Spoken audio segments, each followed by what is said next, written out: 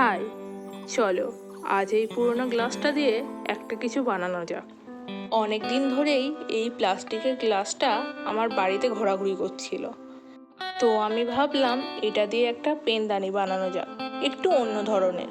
তার জন্য প্রথমে আমি গ্লাসটার গায়ে ভালো করে ফেভিকলাটা মাখিয়ে নিলাম। নেওয়ার পর ভালো করে ক্লেটা লাগিয়ে নিতে হবে।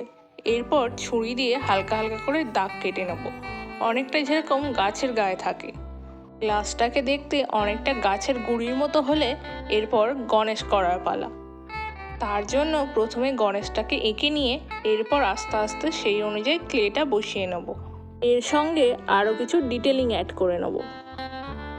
এবার ক্লেটা শুকিয়ে শক্ত হয়ে গেলেই আমাদের সুন্দর পেনদানি কিন্তু রেডি।